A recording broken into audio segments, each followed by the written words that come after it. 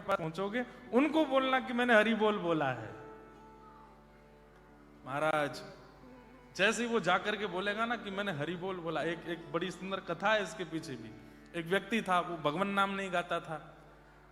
गांव के परिवार के सब लोगों ने ले जा करके उसको एक महात्मा के पास बैठा दिया।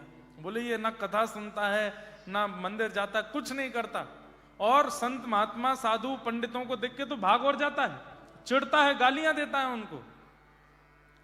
तो महात्मा जी बोले देखो तुम कुछ करो मत, सब लोग इधर देखो, इधर देखो, बच्चे अपना काम कर रहे हैं, हम अपना काम करें, we have only 3 days, okay. तो महात्मा बोले तुम कुछ मत करो। बोले तो एक बार हरि बोल बोलो। उसने बोला नहीं बोलूंगा। बोले एक बार बोल दो, क्या जाता है? बोले बिल्कुल नहीं बोलूंगा। बोले तेरे पांव पड़ रहे हैं, एक बार बोल दो। बोले नहीं बोलूंगा। बोले तेरे पांव धो के पी जाएंगे भैया, एक बार हरि बोल बोल दे। बोला आप चाहे जितना भी कहिए, मैं हरि बोल नहीं बोलूंगा। तो महात्मा बोले बस अब सुन, मृत्यु के अंतिम श्वास तक अब मत बोलना। अब तो तेरे मुख से निकल गया, अब जब तू मृत्यु के बाद यमराज के पास जाएगा ना, बस उसको बता देना कि तूने एक बार गलती से हरि बोल बोला था। और वो महात्मा कह के चले गए। वो व्यक्ति उसी दिन से चिंतन कर रहा है, मैंने हरि बोल बोला है, मैंने हरि बोल बोला है, मैंने हरि बोल। अब मन प्रत्यक्ष तो एक ही बार बोला, पर मन में जाने कितनी बार उसने हरि बोल दिया। जब उम्र हुई 90-95 वर्ष की, मृत्यु हुई, तो मृत्यु के बाद उसको यमलोक ही जाना था, पापी तो था ही। यमराज जी के सामने खड़ा हुआ, चित्रकेतु ने पूरा जीवन बताया, ये किया है, ये किया है, ये अपराध, ये अपराध, ये अपराध। यमराज जी बोले इसको रौरव नरक में लेकर के जाओ। तो जैसे पकड़ के ले जाने, एक मिनट भगवान, मैंने जीवन में कोई अच्छे काम नहीं किए, नरक मेरा घर बनना चाहिए, वैसे आपको अपने दूतों में मुझको शामिल कर लेना चाहिए, इतना बड़ा पापी हूं मैं, पर मैंने एक बार हरि बोल बोला था, एक बार हरि बोल बोला था, एक बार हरि का नाम मेरे मुख से प्रकट हुआ है, उसका फल क्या है? पहले मुझे फल दे दीजिए, फिर मैं नरक भोग लूंगा। यमराज जी बोले रुक जाओ देखने दो। तो अपनी डायरी खोल के यमराज जी ने जब देखा, तो यमराज जी के पास जो लिस्ट थी उसमें करोड़ नाम गाने वाले का फल लिखा है, लाखों नाम गाने वाले का फल लिखा है, खरबों नाम गाने वाले का फल लिखा है, पर एक बार पूरे जीवन में हरि बोल बोलने वाले का कोई फल ही नहीं लिखा था। एक बार बोला है बस। बोले हाँ एक ही बार बोला है। बोले देख लो याद, 108 भी, 108 का भी लिखा है फल, 11 का भी लिखा है, पर एक का नहीं लिखा। बोले नहीं एक ही बार बोला है। यमराज जी बोले तो फिर एक काम करो, सुनो, इसको लेके चलते हैं नारद जी के पास, पूरे दिन हरि बोल करते रहते हैं, नारद जी के पास ले चलो। यमराज जी जैसे जाने लगे तो वो व्यक्ति बोला ऐसे नहीं जाऊंगा, पालकी मंगवाओ। यमराज जी बोले पालकी क्यों? बोले हरि बोल बोला है मैंने। आपको इसका फल तो पता नहीं है? क्या पता हरि बोल बोलने का फल विमान में घूमना होता हो? पालकी तो मंगवाओ, पैदल नहीं जाऊंगा मैं। यमराज जी बोले पालकी मंगाओ।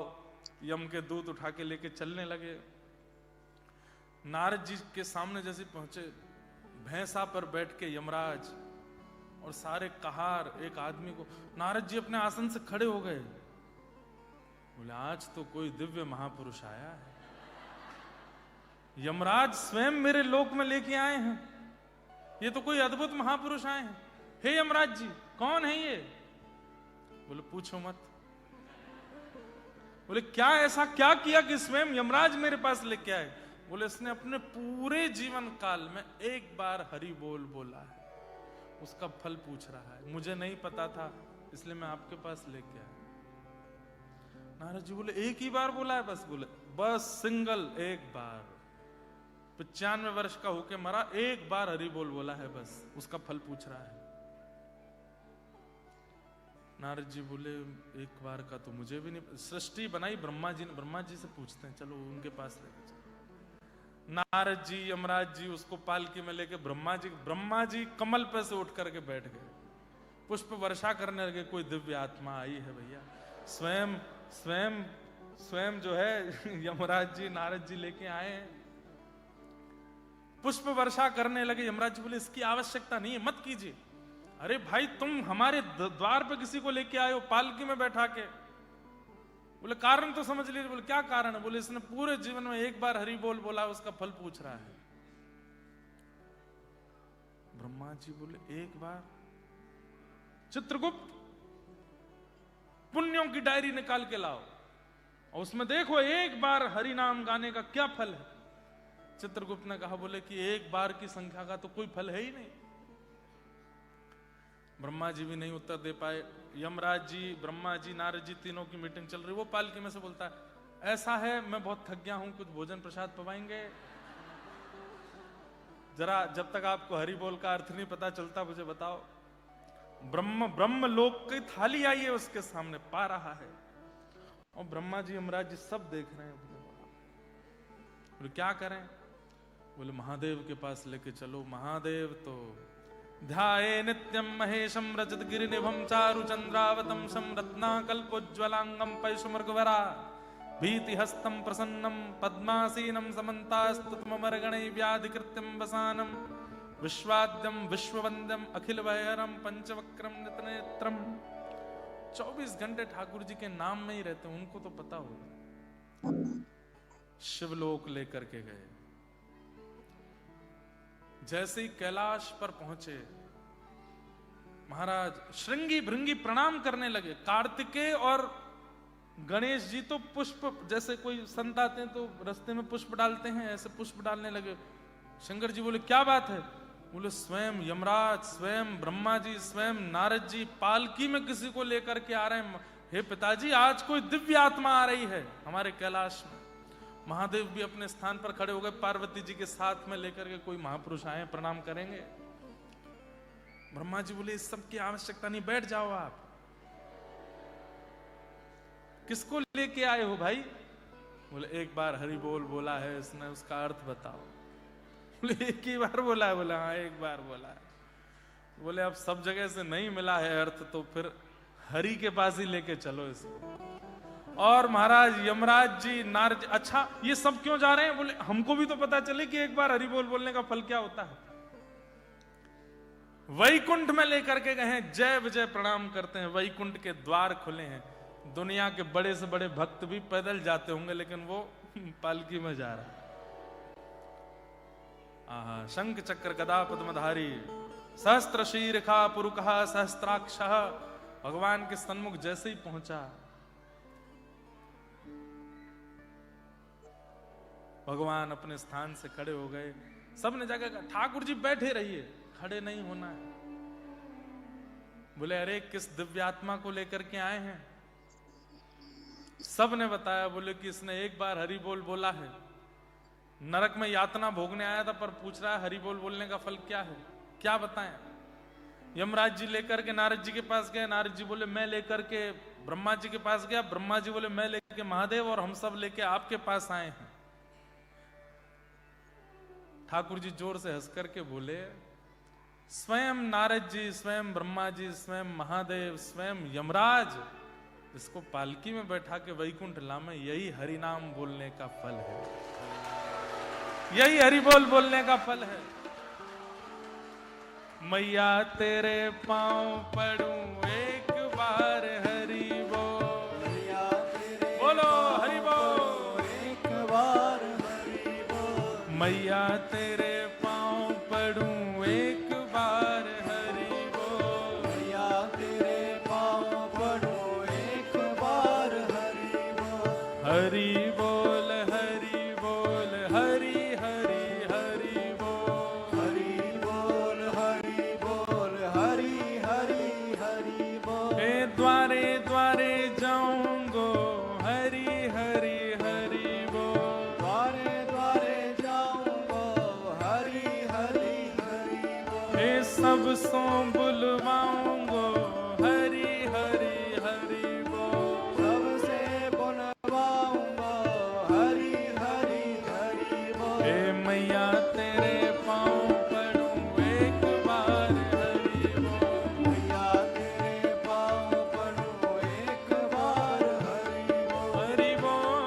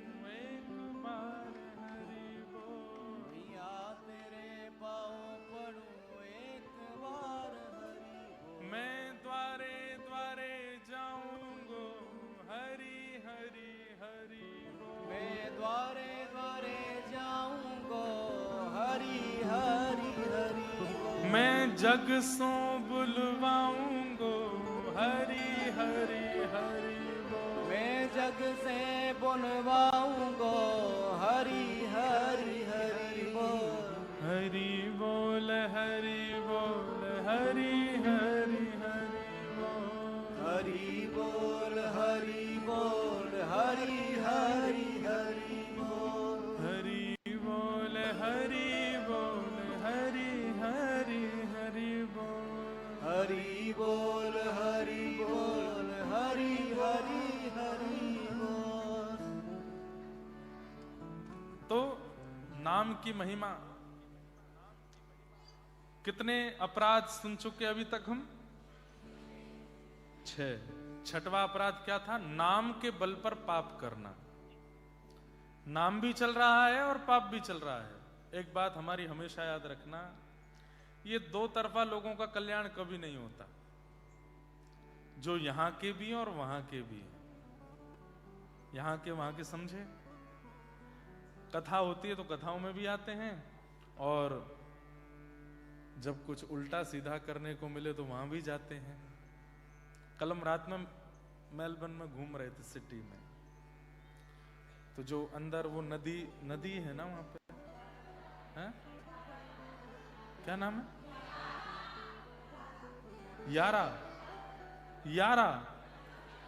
यारा नदी है, हैं? अरे गंगा तो एक ही है। यारा, हैं? यारा मदर, यहां पे बोलते हैं ऐसा, यारा मदर। बोल गंगा मैया की। मैया तो एक ही है, गंगा जी। यारा मदर, गंगा। गंगे गंगे तियो ब्रूयात यो जनानाम सतैरपि मुच्यते सर्व पापेभ्यो विष्णु लोकम सगच्छति। तो गंगा ही है, ठीक है। कल मैं गया था वहां पे। हमारे यहां और यहां पर, विदेश में और भारत में अंतर यदि पूछें हमसे, यहां पर स्वच्छता बहुत है, पवित्रता नहीं है। हमारे भारत में पवित्रता बहुत है, स्वच्छता नहीं है। ये गड़बड़ी भारतीय लोगों की है, इसको अगर सुधार कर लें भारतीय लोग। अब यहाँ की नदी बहुत पवित्र लग रही थी, स्वच्छ लग रही थी, पर नदी के किनारे बहुत अपवित्र थे। मैं गलत हूं तो टोक देना। नदी बहुत पवित्र थी, स्वच्छ थी, पवित्र नहीं मतलब स्वच्छ थी, पर किनारे बड़े पवित्र थे। सब चल रहा था किनारों पर, सब खाए पिए जा रहे थे। कई बार तो फ्रेश नदी से ही निकाल के सीधा परोस दिया जाता है। भारत में भी ये चलन शुरू हो रहा है धीरे धीरे, नदियों के किनारे भी उल्टे सीधे काम शुरू कर दिए हैं युवाओं ने। बहुत गलत है। भारत को भारत ही रहने तो, बस उसमें स्वच्छता ले आओ। भारत जैसा कोई देश नहीं, हमारे भारत में स्वच्छता नहीं रख रहे हैं लोग। बस इस बात की थोड़ी सी मन में एक ग्लानि होती है, मन में एक पीड़ा रहती है। हमारी यमुना जी का तो हाल बहुत बेहाल कर दिया लोगों ने। तो कल हम यहां पर घूम रहे थे, तो मन में आ रहा था कि उसको देखना एक बात होती है, देख तो सकते ही हैं, जा तो सकते ही हैं, संसार का पता तो होना ही चाहिए क्या चल रहा है संसार में, पर उसको करने की हिम्मत नहीं हो सकती। पर कई लोग जो वह क्रिया भी कर लेते हैं और कथा में भी आते हैं, ये दो तरफा, जिनके दोनों तरफ पैर अड़े हुए हैं, वो भी करना है ये भी करना है, इनका कल्याण नहीं हो पाता।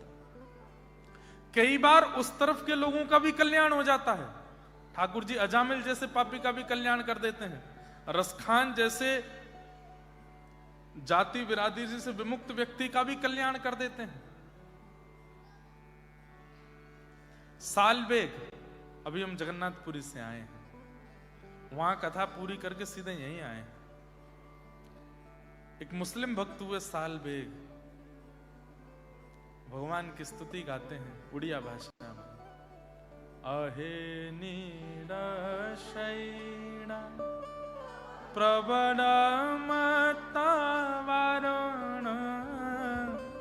प्रबलमतवारण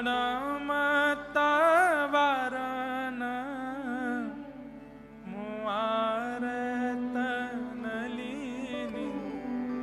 बनकुकरदनन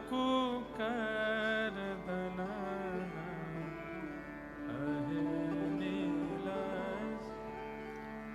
जिन लोगों को कभी नहीं सुनी है या याद नहीं, एक बार सुनना। कथा भी बहुत सुंदर है सालबेग की। इनकी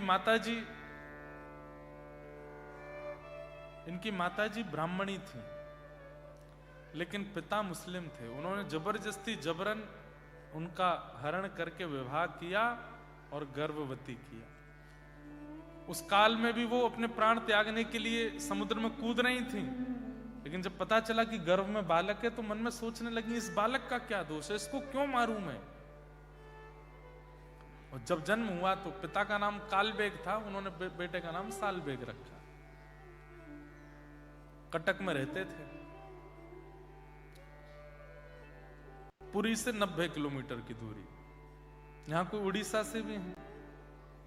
कोई उड़ीसा से है? हाँ, एक ही हाथ उठा उड़ीसा से। बहुत अच्छा।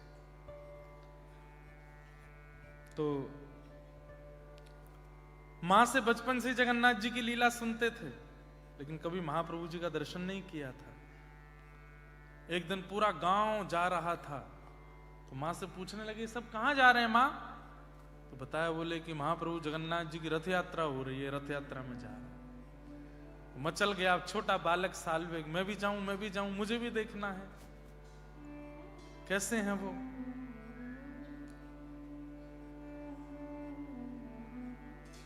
नहीं बेटा तू मत जा।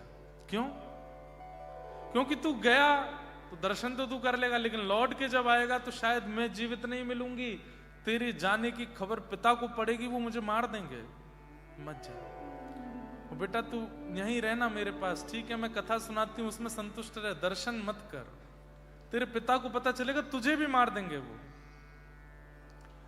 तब सालबेग ठाकुर जी से एक प्रकार से थोड़ा सा गुस्सा होकर के स्तुति गाते हैं। बोले नाम रख लिया है अपना जगन्नाथ, पर दर्शन केवल उन्हीं को देते हो जो आपके पास आते हैं। मैं इतनी दूर बैठा हूं, मुझे दर्शन नहीं दोगे तो आपका नाम जगन्नाथ कैसे? जगत के नाथ जगन्नाथ हैं, जगत में मैं भी आता हूं, मुझ पर कृपा करो, मुझे दर्शन दो। हे नीलाचल पर्वत के हाथी, मतवाले हाथी जगन्नाथ। अभी 14-15 तारीख में रथ यात्रा होगी महाप्रभु जगन्नाथ जी की। मैं क्या बताऊं आपको, क्या सुख है जगन्नाथपुरी का। हम यहां से लौट के जाएंगे, फिर से जगन्नाथपुरी जाएंगे महाप्रभु जगन्नाथ जी के उल्टे रथ का दर्शन करने। सीधे रथ में तो यही है, 20 को यहां से लौटेंगे, 1-2 दिन कुछ कार्य वो करके 24-25 में महाप्रभु जी वापस लौटेंगे गुंडीचा से, तब मैं जाऊंगा एक बार और दर्शन करने। क्या अद्भुत ठाकुर जी का दर्शन है, मैं उसका वर्णन नहीं कर सकता।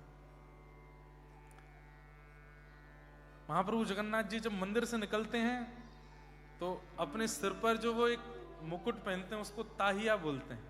क्या बोलते हैं? ताहिया। उड़ीसा के वैष्णव जन, उड़िया भक्तजन उसको इतना पवित्र मानते हैं, और जब महाप्रभु जी चलते हैं तो ऐसे भुजाएं हैं उनकी। यहां सब पंडा पुजारी सब दैतापति लोग लगते हैं, 1 महीना सेवा दैतपति करते हैं। वे सब ठाकुर जी के कंधा पर ऐसे अपने लगा करके हाथ पर, और ठाकुर जी के शीश के पीछे यहाँ पर एक लकड़ी होती है, उस पर रस्सी बांध देते हैं। तो कुछ लोग पीछे से खींचते हैं और नीचे से खिसकाते हैं ठाकुर जी को, ऐसे खिसक खिसक के चलते हैं ठाकुर जी। और जो ताहिया हिलता है ना, उस समय मेरे बोलते बोलते रोंगटे खड़े हो रहे हैं। उस समय अगर कभी अवसर मिले आपको, उसको पहुंडी बोलते हैं। ठाकुर जी जब चलते खिसक के आते हैं बाहर, 2 बार आते हैं बस, स्नान पूर्णिमा पर अभी हम थे वहां पे, और दूसरा रथ यात्रा पर। इन 2 काल में कभी आप जा सको पुरी तो जरूर जाना, और ठाकुर जी की पहुंडी दर्शन करना। जब वो आते हैं उस समय आप बात करो जगन्नाथ जी से, हे जगन्नाथ जी मैं आपको प्रिय हूं, मैं आपको अच्छा तो लगता हूं। तुरंत वो यात्रा अगर नहीं प्रिय लगते होंगे ना तो ठाकुर जी रुक जाएंगे, हिलेंगे नहीं फिर। और जैसे आप रुके हुए, जब रुके तभी पूछना है, हे महाप्रभु जी मैं आपको प्रिय तो लगता हूं, आप मुझसे प्रसन्न है, मुझसे कोई अपराध तो नहीं हो रहा है, आप मुझसे प्रसन्न है ना, तुरंत महाप्रभु जी ऐसे चलने लगेंगे। और वो जो ताहिया आगे पीछे हो तो समझो हाँ कर रहे हैं, हाँ तुम प्रिय हो, पूछ लो मुझसे कोई अपराध बना। अब ढूंढते रहो क्या अपराध बना। और एक तो अद्भुत है कि जैसे जगन्नाथ जी जहां से भी जा रहे हो, तो जैसे मान लीजिए इधर से आ रहे हैं और आप इधर खड़े हैं और महाप्रभु जी ऐसे जा रहे हैं, जैसे सामने आवे एक बार कहना, हे महाप्रभु जी एक बार मुझे इधर देखोगे नहीं, एक बार मेरी ओर देख लो। आप देखेंगे तुरंत ऐसे पंडाओं पर गिर जाएंगे, आपको ऐसे देख लेंगे दोनों नेत्रों से। ये तो मैंने प्रत्यक्ष अनुभव, वहां सब उड़ीसा वैष्णव जन जितने भी उड़िया भक्त हैं जगन्नाथ, वो बात करते हैं महाप्रभु जी से और महाप्रभु जी उत्तर देते हैं, हाँ या ना के ही प्रश्न होने चाहिए।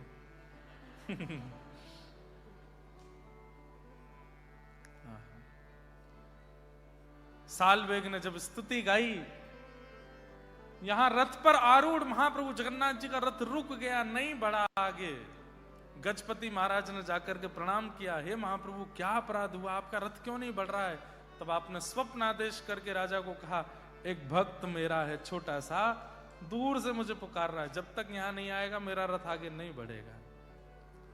भेजा सैनिकों को, सालवेग आए और जैसे सन्मुख आए महाप्रभु जगन्नाथ जी का रथ बिना खींचे चलने लगा। भगवान ने कहा सालवेग को ऊपर रथ पर चढ़ाओ, मेरा आलिंगन कराओ। जैसे ही सालवेग गए महाप्रभु जी का आलिंगन किया, विश्वास ही नहीं हो रहा था कि मुझे मिल गए महाप्रभु। दंडवत प्रणाम किया और प्रणाम करके बहुत देर हो गई, उठे नहीं। और जब देखा तो सालवेग ने ऐसे ही प्रणाम मुद्रा में ही अपने शरीर का त्याग कर दिया ठाकुर जी के चरणों में। कहे साल बेगहीन जाति रे मुझवन, श्रीरंगा चरण तल करु अच्छी अपन, अहे नील शैल प्रबड़ा मत वारण, प्रबड़ा मत वारण, मुआरत नलने बनकु कर दलन, आहे नील शैल। तो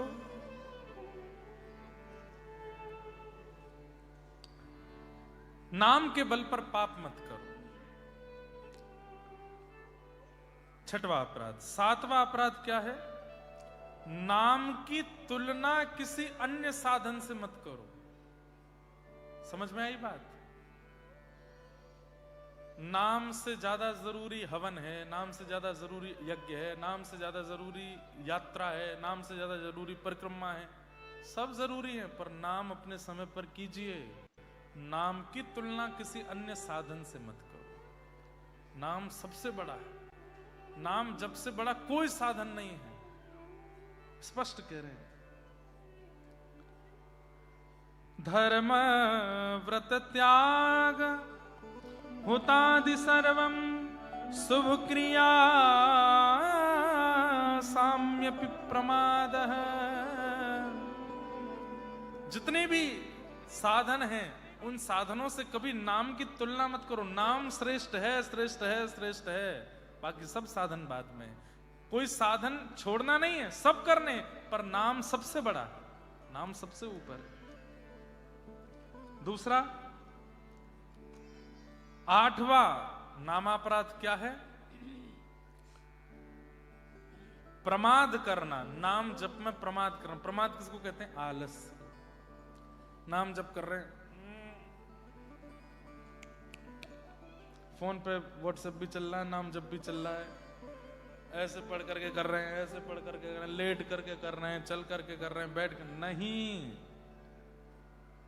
जिस प्रकार आप भयंकर भूख लगी होती है तो भोजन कैसे करते हो, सब छोड़ो, रोटी दाल में मिलाओ, चावल मिलाओ, कितने डेडिकेशन के साथ इसको खाते हो। इसमें थोड़ा घी डालो, थोड़ा नींबू निचोड़ो, इसमें नमक लाओ, नमक नहीं है थोड़ा और डालो, मिर्च कम डालते हो थोड़ा, ठीक है हम ऑस्ट्रेलिया में रहते, आए तो भारत से ही, मिर्च डालो थोड़ी सी, तीखा करो तीखा, अचार लेके आना वो वाला अचार लाओ। कितना डेडिकेशन होता है भूख लगते समय। व्यक्ति पापड़ लेके आओ, थोड़ा तल के लाना पापड़, नहीं सेक के लाओ, आलू वाला भी रखा ना वो भी लेके आओ। अरे दाल चावल है कोरा, उसमें घी भी डालते हैं, उसमें नींबू भी डालते हैं, उसमें नमक भी डालते हैं, उसमें मिर्च भी डालते हैं, उसमें पापड़ भी डालते हैं, कई लोग भुजिया भी डालते हैं, कई लोग नमकीन भी डालते हैं, कई भले आदमी चीनी भी डालते हैं। हमारे गुजराती भाई लोग दाल भी मीठी बनाते हैं, हाँ? और फिर मीठी दाल डालते हैं चावल में, कड़ी भी मीठी होती है, सब्जी में भी चीनी थोड़ी तो पड़ती है। तो डेडिकेशन भोजन करते समय कैसा होता है, उसको पाना है, पूर्ण लगन के साथ पाना है। वैसा ही अब बताना, कोई कंपैरिजन नहीं करना चाहिए भोजन से नाम जप का, लेकिन समझाने के लिए कुछ तो कहेंगे। वैसा ही डेडिकेशन नाम के प्रति होना चाहिए। आसन लगाओ, आसन पर इत्र लगाओ, इत्र लगा करके शुद्ध अवस्था में बैठो, ठाकुर जी की माला को नेत्रों से लगाओ, प्रसन्न मुद्रा में उत्साह में भर जाओ। अब हम नाम जप करेंगे, ठाकुर जी का नाम भाव याद आएगा और फिर उसके बाद नाम जप करने बैठो। ऐसी डेडिकेशन होनी चाहिए, प्रमाद नहीं होना चाहिए नाम जप। प्रमाद युक्त नाम कोई करने का कोई औचित्य है? ये तो वही हो गया कि एग्जामिनेशन देते जा रहे हो, नीचे फोन पर सारी आंसर शीट भी देखते जा रहे हो। भाई एग्जाम पेपर सामने तो केवल उसके प्रति पूर्ण ध्यान रख करके करो ना। प्रमाद करना ये नामापराध है। चलते फिरते उठते बैठते खाते पीते हंसते बैठते बात करते, ठीक है नाम मन में चलते रहना चाहिए, लेकिन प्रमाद युक्त नाम नहीं करना चाहिए। 9वां नामापराध क्या है? श्रद्धा और वैष्णवता से शून्य व्यक्ति से नाम बुलवा सकते हो। जैसे मैंने कहा, अंग्रेजों से बुलवा लो, ऑस्ट्रेलियन से बुलवा लो, और भी जो मित्रगण उनसे सब हरि बोल बुलवाओ, लेकिन उसकी महिमा मत सुनो। जो वैष्णव नहीं है और जिसके मन में श्रद्धा नहीं है, उसको नाम की महिमा मत बताइए। क्यों?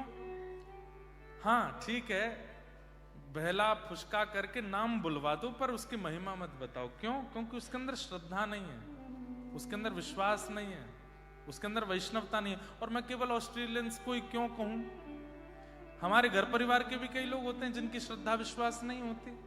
उन सबके आगे ज्यादा ठाकुर जी की कथा का महिमा मंडन मत करो, क्योंकि वे वहां भी दोष निकाल करके अपशब्द बोलेंगे। इसलिए जो ठाकुर जी से विहीन है, वैष्णवता से विहीन है, ठाकुर जी के नाम भाव प्रेम से बिल्कुल विहीन है, उनके सामने हरि चर्चा नहीं करनी, नहीं तो नामापराध लगेगा। और अंतिम नामापराध